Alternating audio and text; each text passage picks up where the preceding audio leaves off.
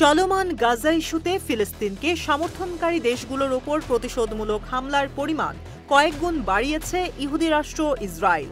গত কয়েক মাসে বেছে বেছে হত্যা করেছে হামাস, হিজবুল্লাহ, ইরানের বিপ্লবী গার্ডের মতো শক্তিশালী গোষ্ঠীগুলোর সদস্যদের, যার সর্বশেষ টার্গেট হয়েছে হিজবুল্লাহ প্রধান হাসান নাসরুল্লাহ। ইসরায়েল যেভাবে মুসলিম সশস্ত্র গোষ্ঠীগুলোর শীর্ষ নেতাদের হত্যা করছে, তাতে প্রশ্ন উঠেছে এরপর কে? এর উত্তরও দিয়েছে ইহুদি রাষ্ট্রটি। সম্প্রতি প্রধানমন্ত্রী বেনিয়ামিন নেতানিয়াহু সরকার জানিয়েছে, ইরানের সর্বোচ্চ নেতা আয়াতুল্লাহ আলী খামেনি তেল আবিবের পরবর্তী টার্গেট।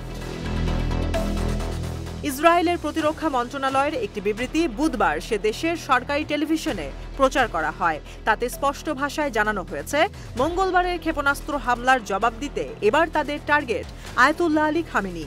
গত মঙ্গলবার রাতে রাজধানী তেল আবিব সহ ইসরায়েলের বিভিন্ন এলাকায় ব্যাপক ক্ষেপণাস্ত্র হামলা চালায় ইরান। এই হামলায় ইরান মাঝারি পাল্লার হাইপারসনিক ক্ষেপণাস্ত্র ফাত্তার-2 ব্যবহার করেছে বলে জানিয়েছে পশ্চিম এশিয়ার কয়েকটি সংবাদ মাধ্যম। হিজবুল্লাহ প্রধান হাসান নাসরুল্লাহর মৃত্যুর পর এখন তেল আবিবের প্রধান শত্রু 85 বছর বয়সী আয়াতুল্লাহ আলী খামেনি।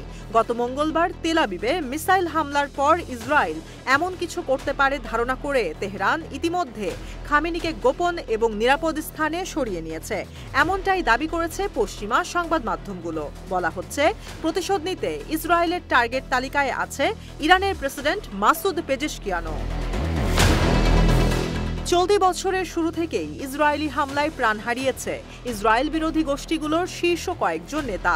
এপ্রিলে সিরিয়ার রাজধানী দামেস্কে ইসরায়েলি বাহিনীর হামলায় নিহত হয় ইরানের বিপ্লবী গার্ডস বাহিনীর কুদস ফোর্সের শীর্ষ commander brigadier general Mohammad Reza Zahidi এবং ডেপুটি ব্রিগেডিয়ার জেনারেল মোহাম্মদ হাদি রাজি রহিমি সহ 7 কর্মকর্তা।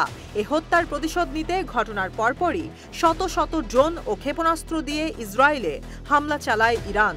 তখনই তেহরানের এ পদক্ষেপকে বড় ভুল আখ্যা দিয়ে হুঁশিয়ারি দিয়েছিল ইসরায়েল। ঠিক তার পরের মাসেই রহস্যজনকভাবে হেলিকপ্টার দুর্ঘটনায় মৃত্যু হয় ইরানের প্রেসিডেন্ট ইব্রাহিম রাইসি ও পররাষ্ট্রমন্ত্রী আমির আবদুল্লাহিয়ানের।